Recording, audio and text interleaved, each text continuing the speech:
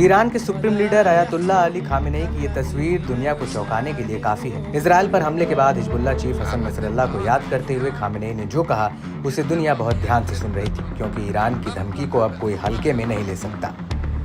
Nasrallah की मौत के बाद से ईरान सीधे तौर पर इजराइल से टक्कर ले रहा है। हालांकि ईरान ने ये जरूर कहा है कि वो युद्ध नहीं चाहता, लेकिन अगर इजराइल अपनी मनमानी करेगा तो वो भी माकूल जवाब देगा।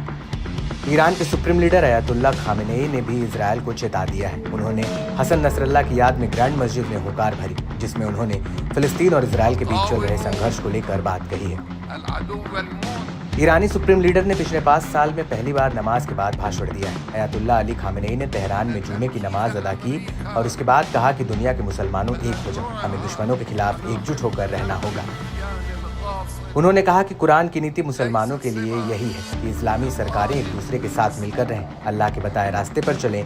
साथ ही उन्होंने इजराइल पर फिर हमला करने की धमकी भी दी। इजराइल संग जंग में उतर चुके ईरान के सुप्रीम लीडर ने दुनिया के मुस्लिम देशों को संबोधित करते हुए कहा कि अगर आप में ये एकजुटता है तो खुदा का आशीर्वाद आपके साथ है और आप अपने दुश्मनों पर फतेह हासिल करेंगे। सुप्रीम लीडर ने इजराइल के खिलाफ इस जंग में अरब के मुसलमानों से भी आग्रह किया और कहा कि इजराइल के खिलाफ जंग में हमारा साथ दें।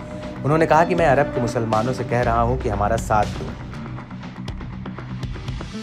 लेबनान के लिए हम सब कुछ करेंगे, अगर जरूरत पड़ी तो इजराइल पर हम फिर हमला करेंगे। बता दें कि खामेनेई ने करीब 5 साल पहले ईरान के इस्लामिक रेवोल्यूशनरी गार्ड कॉर्प्स के कमांडर कासिम सुलेमानी की मौत के बाद पहली बार जुमे की नमाज अदा की है। खामेनेई ने कहा कि फिलिस्तीन पर दुश्मनों का कब्जा है, फिलिस्तीन को जमीन वापस लेने का हक है, ईरान से लेबनान तक मुसलमान एकजुट हो जाएं। मस्जिद में संबोधन के दौरान सुप्रीम लीडर खामेनेई ने कहा कि ईरान का दुश्मन फिलिस्तीन, लेबनान, इराक, मिस्र, सीरिया और यमन का दुश्मन है।